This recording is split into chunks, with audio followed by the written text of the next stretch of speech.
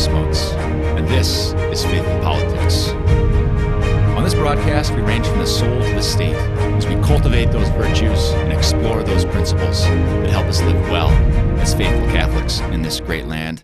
Well, welcome back for another episode, folks. If you are watching on YouTube, you will notice that Christmas is right around the corner. The Diocese of Sioux Falls, who's very gracious in loaning the South Dakota Catholic Conference studio space for this broadcast, they have really decked the halls. I am surrounded by tinsel and fake Christmas trees and snow, which is just a beautiful, beautiful time of year.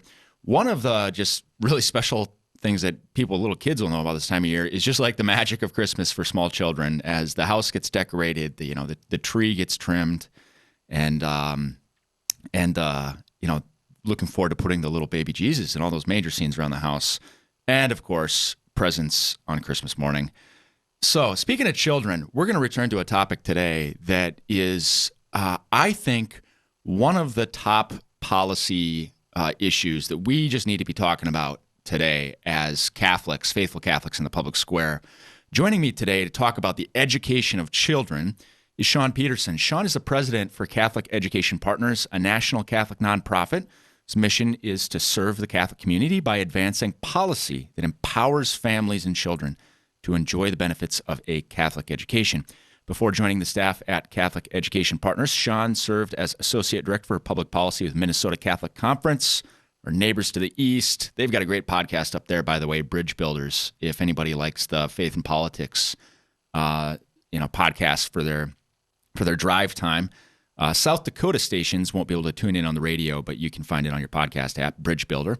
Okay, Sean, prior to serving at the Minnesota Catholic Conference, he spent 2 decades working on legislative and policy issues, including parent choice in education.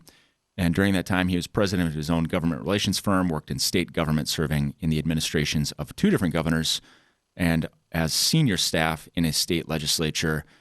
Sean, welcome to the program. Thank you, Chris. Great to be here. Well, I'm glad to be visiting because, like I said, this is a really important topic. I know that the topic is timely because we are rolling into our legislative sessions across the country, including South Dakota. We begin on January 11th. At the very least, South Dakota Partners in Education, which is our tax credit scholarship program, we're going to have a bill to expand the cap on that program, which is exciting. That's really at the service of a lot of kids in need. Beautiful program. But maybe let's just take it from the top, Sean, and just tell us a little bit about what is Catholic Education Partners. When was it founded? Who founded it? And what's more of like the purpose? What's its reason for existing? Sure. No, I'd be happy to. So we were founded in 2017, and we were in part an initiative out of the USCCB. We're not under the USCCB, but we were founded with their blessing. Sister John Mary Fleming, who used to be the director of the Secretariat at the USCCB, really saw a need. We've got wonderful national groups that work in education choice, but Catholic schools are the largest non-government school system in the United States, and there was no voice for them in these upcoming discussions about school choice. And so we've actually this year actually we really kind of rebranded, and we call ourselves the Catholic Voice for Education Choice. So we're a national organization, but we work on state level policy, and we partner with state Catholic conferences and bishops, Catholic superintendents, and the Catholic community in any state that would like us to come in and work with them in subsidiarity to pass policies so that more children and families can enjoy a Catholic education. And that includes, in this day and age, with the funding model, the traditional funding model for Catholic education switching because of lots of reasons, school choice has to be a piece of that. So that's really what we do every single day. We wake up thinking, how can we get South Dakota school choice? How can we get Nebraska school choice, California, New York?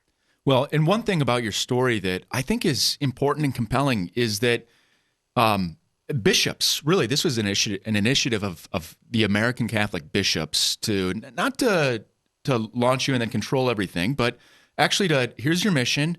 get you started, go forth and do great things in this area, which we've seen them do in the past. National Right to Life would be a great example in 19, and of course that's not a specifically Catholic organization, but they did found that in 1968, just saw the policy need and have done the same here. Sean, for people that have never heard the term school or education choice, school choice, I want to get more into it. Maybe parent choice in education. Another great term kind of around the same thing. We'll get into the Catholic teaching, but just like as we kind of get into the teaching, what is the brief description of what that term means?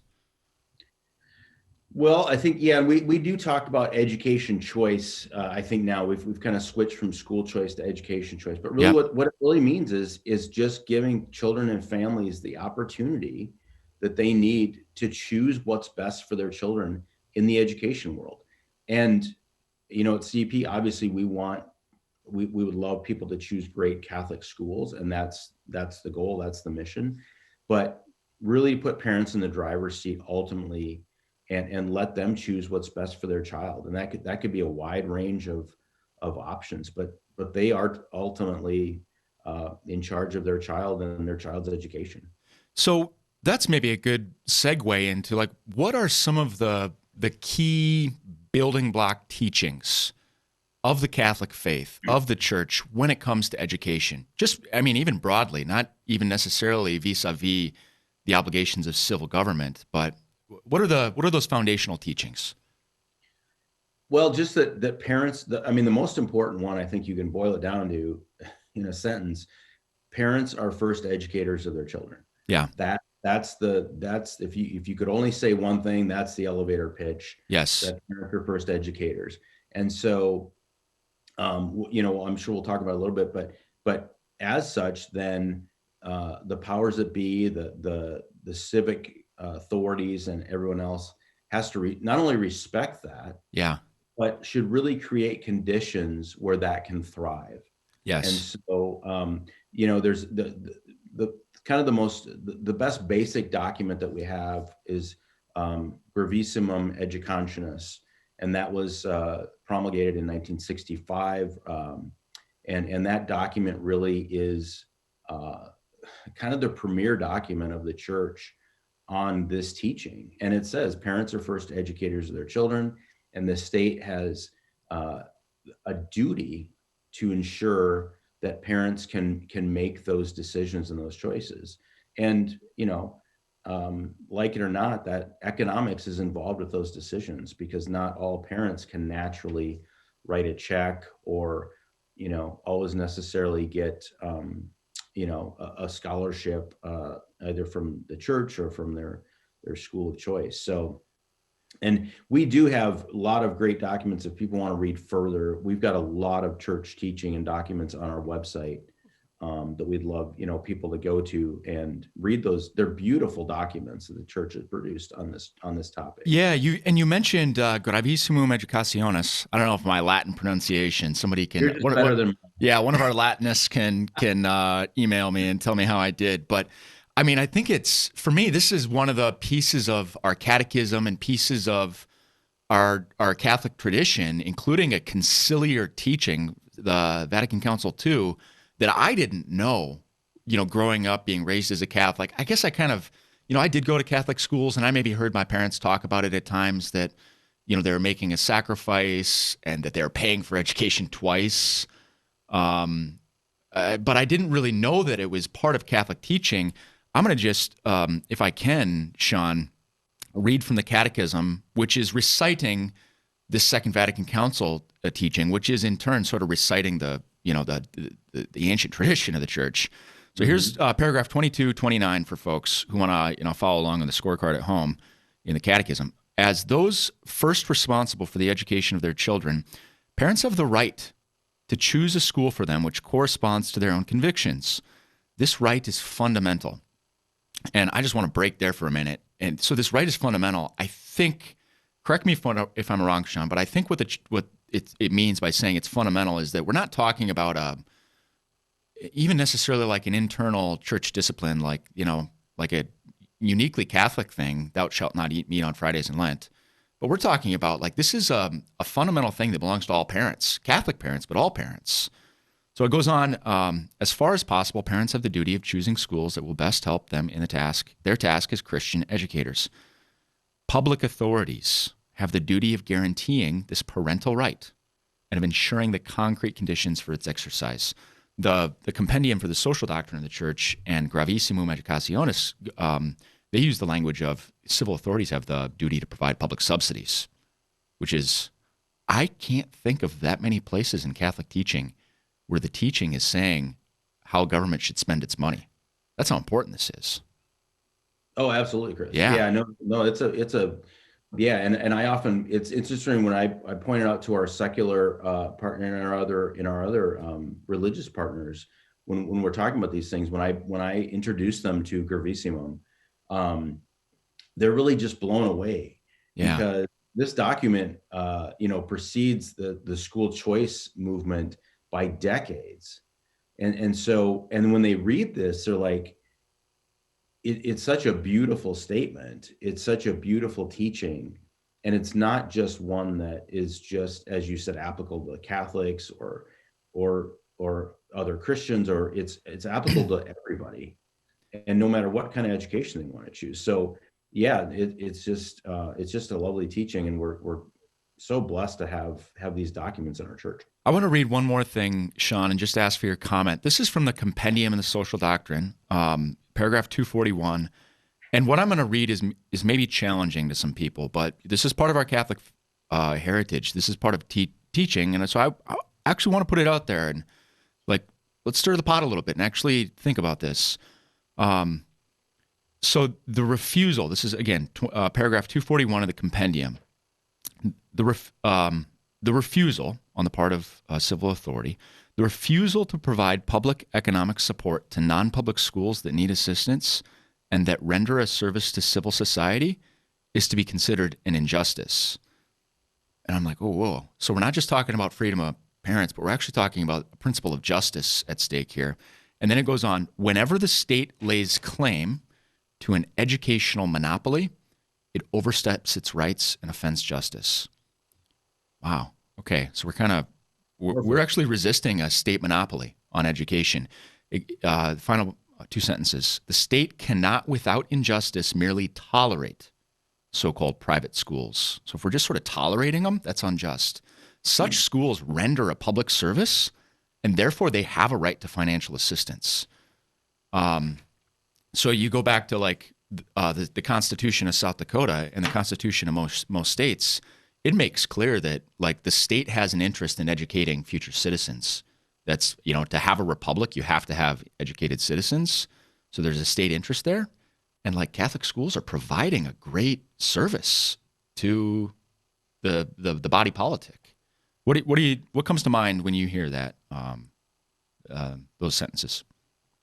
Well, I think, something occurred to me when I first read that, and I didn't read that, most of these documents until I started working at the Minnesota Catholic Conference. And then obviously I've gotten into them much deeper in my new role here. But, it occurred to me that we talk about public education all the time. To me, really, you need to flip it.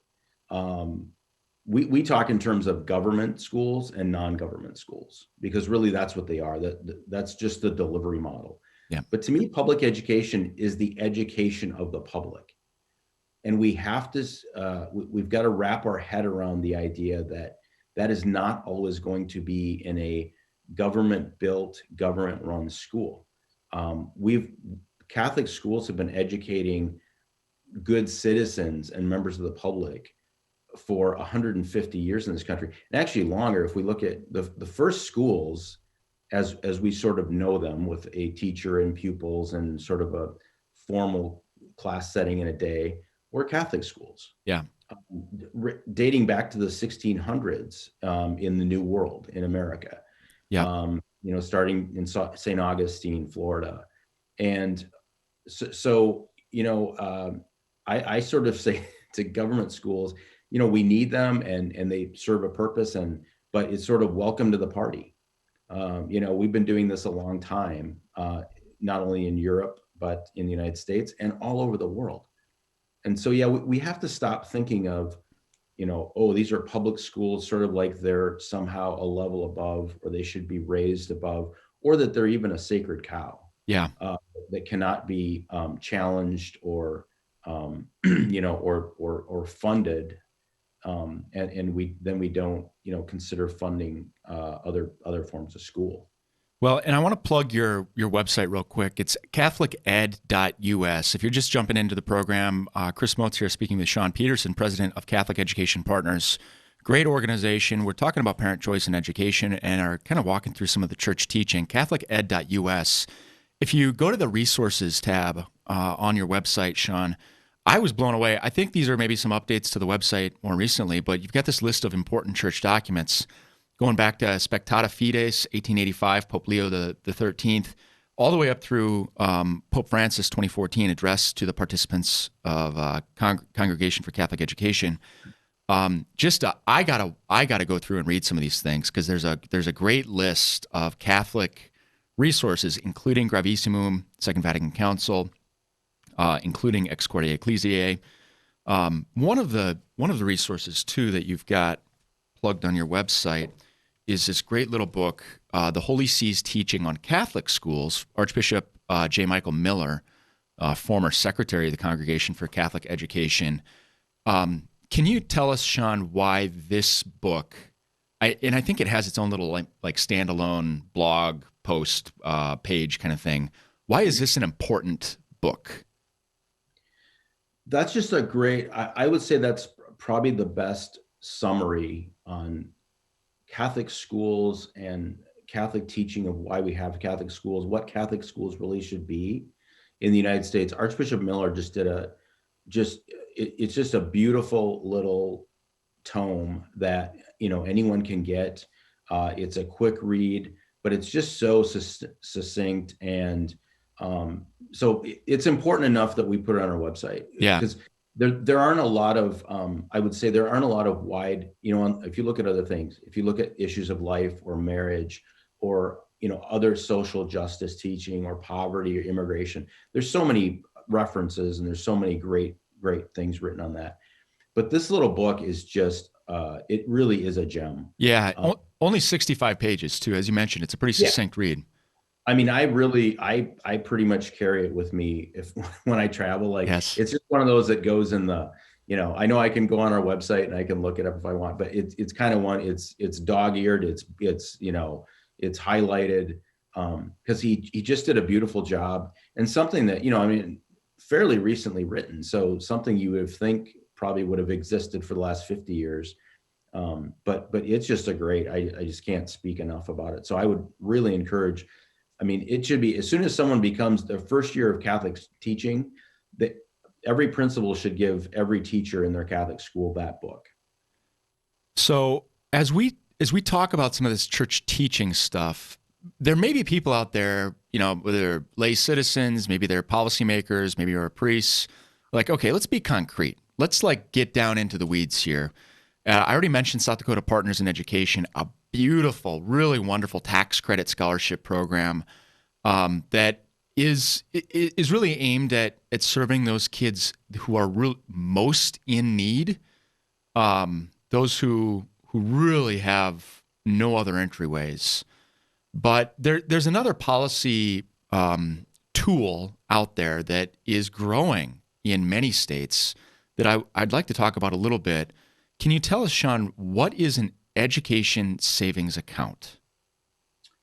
Yeah, absolutely. Yeah, no, I'm very familiar with that. We just, our number one policy priority for 2021 was getting the West Virginia Hope Scholarship passed. And even though it's called Hope Scholarship, it's actually an education savings account. Basically, Chris, in a nutshell, what an education savings account does is when you get this law passed in your state, the state provides funding to the parents, not to the schools, not to scholarship organizations, but directly to the parents. The parents have an education savings account. That's why it's called an ESA. Money is deposited in that account, and then a parent decides how they're going to spend that money on their child every year. So just as an example, the West Virginia bill that was just passed that we worked on. It's $4,600 per child per year. That money goes into an account that the parent controls and directs. There's often a debit card, or there's other ways they can spend it, but it's usually in the form of kind of a debit card. Yep. Now they can choose a variety of options, and they can mix and match. So they can use that for non-public school, non-government school tuition, use it at a Catholic school or whatever kind of school they want. They can use that for tutoring. If their child needs tutoring in math or science, history, whatever that might be, they can use part of the money for that. They can use it for a variety of educational resources for their home. Different states have different rules about what you can use it for, and there's a vendor list that's usually created, with vendors that the state says, yeah, these are good vendors. There's lots of safety precautions on it. You can't use it. You can't say, well, I need a car to get my kid to school, so I'm going to go buy myself a new car and use the money for car. Can't do stuff like that. Yep. And there's always a board that oversees, to make sure that it's being spent properly. But really, it's just like your health. Like, a lot of families have HSAs or FSA, debit cards for health reasons. Yep. You can mix and match and select what you need. It's the same thing. It's giving parents that option, because one size doesn't fit all. Some children might need, some children might have IEPs or other special education needs. Yep. And so they might need a little bit extra help on, this, that, or the other. So it's really the premier way to go. And it's a way a lot of states, I think, are going to start going. The old sort of the scholarship method is great, and it served a lot of kids. Yeah. But yeah, it's really moving toward that sort of freedom to spend the money the way you want. The other quick beauty of this is whatever you don't spend every year stays in your account. Yep. And when your child graduates from 12th grade, yeah, if you've got money left in your account, you can use that for college as well. Wow. Okay, that's beautiful. And I know these are a newer policy tool in the last decade or two. So we're seeing a kind of a variety of approaches in different states and how they're crafted. But what's striking to me about West Virginia particularly is I know that's also, it's not unlike South Dakota in that it's a fairly rural state. There's not like huge metropolis urban areas. And so one of the things that I know is on the minds of South Dakotans, including South Dakota Catholics, is this reality that in a small town, maybe there's not a Catholic school. Your only option really is the public school, which you would think, okay, as a Catholic, this is ripe for other options, parent choice, right? They're the primary educator, but there's also this cultural reality that public school is sort of like the beating heart of the small town. It's the cultural center of gravity, if you will. And that's a real thing for people who live in these places. And I don't want to discount that. We have to recognize the good that this is. So there's almost like this battle in education policy discussions where it's like, one pie and it's a win-lose. Is there any data out there or any research on how these sorts of programs end up impacting public schools? Do we know that? Yeah, so there's a lot of actually really good academic research on school choice generally, because we've got a long history now with states like Florida and other states that really led the nation. So we've got a lot of good data. I think I always forget the exact number, but I think there's something like 18 certified academic studies on school choice and the effects on public schooling. And one of those studies is sort of neutral on it. All the other credible academic studies actually say that school choice, or education choice now as we call it, actually improves the local public school. It doesn't harm it. It doesn't. There's never going to be a mass exodus from public schools. All this sort of doom and gloom and fear, that you'll pass school choice and everyone will leave the public school and the only kids that'll be left are the ones that struggle. And it's just not the case. We've debunked that myth over and over and over in legislature after legislature, program after program. So it actually brings the public school, it makes them, the government school, like actually try a little harder, because they now need to compete a little bit for parents. Yeah. Yeah. And I'm gonna find some of the more recent maybe study or two and link to them in the show notes, because I think those are important to just show to people of like, you know what, this is not about stealing out of somebody else's, it's actually a win-win scenario. Yeah. It's a proposition that works for all.